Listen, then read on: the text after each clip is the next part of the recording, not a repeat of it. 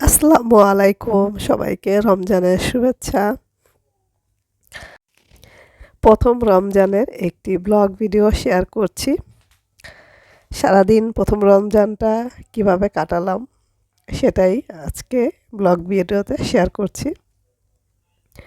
এখন সকাল 10টা বাজে, আর এখানে হচ্ছে আমি আমার মেয়ের জন্য সকালে নাস্তা রেডি করছি। আসলে আমার ঠান্ডা লেগে গেছে, গলাটাও একটু বসে গেছে, তো সেজন্য কথাগুলো এরকম আসছে। এজন্য ভয়েসটা দিতে একটু সমস্যা হচ্ছে।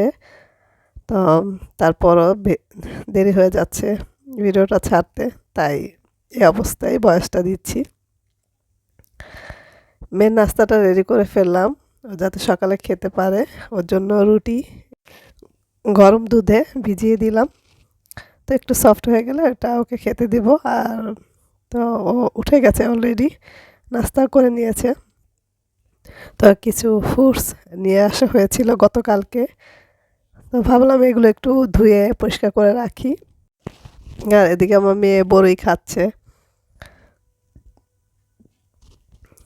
আর রমজানের সময় কিভাবে যে কেটে যায় আসলে, সকাল থেকে খুবই দেখা যায় সেহরি রান্না বান্না করতে হয়, এছাড়া তো দুপুরের পর থেকে আবার ইফতারির আয়োজন। এদিকে আবার ছোট বাচ্চা আছে। এরপর রোজার মাসে কিন্তু অন্যান্য মাসের তুলনায় একটু ইবাদত বেশি করতে হয়, যেহেতু এই মাসটা হচ্ছে গিয়ে ইবাদতের মাস, এবং এই মাসে অন্যান্য মাসের তুলনায় ইবাদতে 70 গুণ বেশি সওয়াব পাওয়া যায়। অন্যান্য মাসে আমরা যতটুকুই করি না কেন, আমরা চাই রোজার মাসে একটু ইবাদত রোজা সবগুলো একটু বেশি করে করার জন্য, যাতে এই সওয়াব থেকে আমরা বঞ্চিত না হই। তো এখানে একটা বেল আছে, এটা সন্ধ্যায় শরবত তৈরি করব। আর পেয়ারা যেগুলো না কাটবো সেগুলো ফ্রিজে রেখে দিব। তো এগুলো হচ্ছে আমি একটু ধুয়ে নিচ্ছি। আসলে রোজার মাস আমাদের মুসলিমদের জন্য কিন্তু খুবই একটা আনন্দের মাস। আমার কিন্তু খুবই ভালো লাগে এই মাসটি। তো রাতের রান্নাবান্নার পাশাপাশি ইফতারের জন্য কিছুটা কাজ এখন থেকেই সকাল থেকেই গুছিয়ে নিচ্ছি। এখানে আলু সিদ্ধ করে নিয়েছি।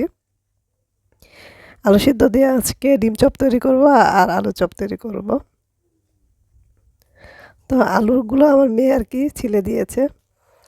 আর এখানে ফ্রিজে আগের কিছু কিছু সবজি রয়ে গেছে, মানে দেখা যায় সবজিগুলো খাওয়া হয়েছে, একটা দুইটা করে রয়ে গেছে। তো এই জন্য আর বাড়তি সবজি কিনলাম না, ভাবলাম এগুলো আগে শেষ করি। এখানে যে টমেটো, একটা অর্ধেক গাজর, একটা মূলা, একটা বেগুন, এরকম পেঁয়াজকলি রয়ে গেছে। তো ভাবলাম এই মূলা আর টমেটো আলু দিয়ে আজকে কই মাছ রান্না করব, আর হচ্ছে এই পেঁয়াজকলিগুলো ভাজি করব। আর বেগুন দিয়ে হচ্ছে বেগুনি তৈরি করব। তো এইখানে হচ্ছে আমি রান্না স্টার্ট করে দিয়েছি। এখানে হচ্ছে পেঁয়াজকলিগুলো ভাজি করে নিচ্ছি। এটা অল্প মশলা, শুধু সামান্য হলুদের গুঁড়া দিলাম, এটা দিয়ে ভাজি করে নিচ্ছি। আর এই নতুন কড়াইটা এই প্রথম রোজায় আমি উদ্বোধন করলাম। আমার আগের ভিডিওতে দেখবেন যে আমি রোজার জন্য কিছু কেনাকাটা করেছিলাম, সেখানে এই কড়াইটা দেখিয়েছিলাম। তো এটা কিন্তু ব্যবহার করিনি এখন পর্যন্ত, এই ফার্স্ট রোজায় ব্যবহার শুরু করলাম। তো প্রথমে আজকে এটা দিয়ে ভাজি করলাম। আর এই পেঁয়াজকলি ভাজিটা কিন্তু খুবই মজার হয়েছিল। আর চুলায় রান্না বসিয়ে এসেছি, আর ভাবলাম ডিম চপটা রেডি করে রাখি, যাতে বিকেলবেলা ভাজা যায়। এটা একটু রেডি করে রেস্টে রাখি। তো ডিমটাকে ফার্স্টে হচ্ছে আলু দিয়ে ভালো করে চার সাইডটা মুড়িয়ে নিতে হবে। নতুন আলু একটু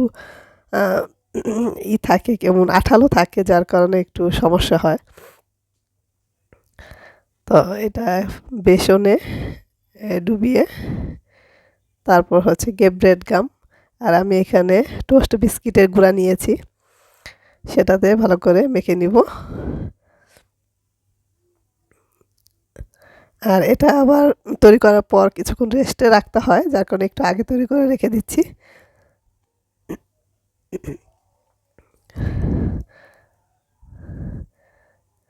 তো একটা তৈরি হয়ে গেল আমার।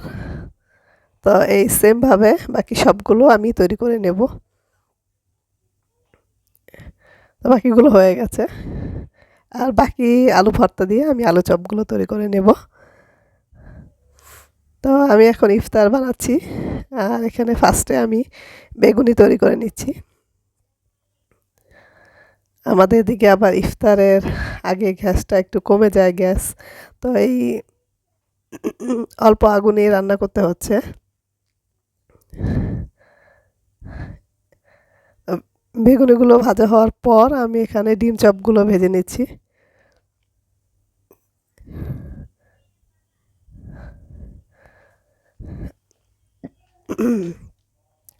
ঠান্ডার জন্য ভয়েস দিতে খুবই সমস্যা হচ্ছে,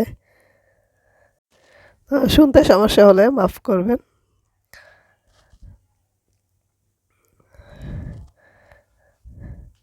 তো এরপর আমি সেই নতুন কড়াইতে এখানে ছোলাটা রেডি করে নিচ্ছি। আর ছোলা আর ডাবলি আমি একসাথেই রান্না করছি। তো ছোলা ডাবলি একসাথে রান্না করলে আসলে একটা মাখা মাখা, একটা মাখো মাখো ভাব হয়, যাটা মুড়ি দিয়ে মাখালে খুবই ভালো লাগে। শুধু ছোলা কিন্তু আসলে এরকম হয় না, তো ডাবলিটা দিলে একটা সুন্দর একটা গ্রেভি হয়। তো ফাইনালি ইফতারের ২০-২৫ মিনিট আগে সব কিছু রেডি হয়ে গেল। আর এই ছিল আমাদের প্রথম রোজার ইফতার আয়োজন। তো আলহামদুলিল্লাহ, আল্লাহ পাক রিজিকে যা রেখেছে আলহামদুলিল্লাহ। অনেক সময় দেরি হয়ে যায়, একদম ইফতারের আগ মুহূর্তে আজকে তাড়াতাড়ি রেডি করে ফেলতে পেরেছি। আর এই যে আমার ছোটো মেয়েও খেজুর খাচ্ছে। আমরা অপেক্ষা করছি আজানের জন্য। আজান হয়ে গেছে, ইফতার করে নিচ্ছি। সবাই একসাথে রোজা রাখা, ইফতারি করা, সেহরি খাওয়া খুব একটা অন্যরকম একটা আনন্দের সময় কাটে এই রোজার মাসটি। আর ইফতারি করার পর এই সবগুলো থালা বাসন আমি ধুয়ে এরপর কিছুটা সময় রেস্ট নিয়েছি, খুবই ক্লান্ত লাগছিল। তো এখন আসলাম চা তৈরি করার জন্য, এখন চা বসাবো। তো আমার একার জন্য চা বসাচ্ছি। আর এখন চা খেতে খেতে আপনাদের কাছ থেকে বিদায় নিয়ে নিব। তো আজকে আমার এই ব্লগটি ভালো লেগে থাকলে আমার চ্যানেলটিকে প্লিজ সাবস্ক্রাইব করে পাশে থাকা বেল বাটনটি ক্লিক করে দিবেন, আর একটি লাইক দিবেন। সবাই ভালো থাকবেন। আল্লাহ হাফেজ।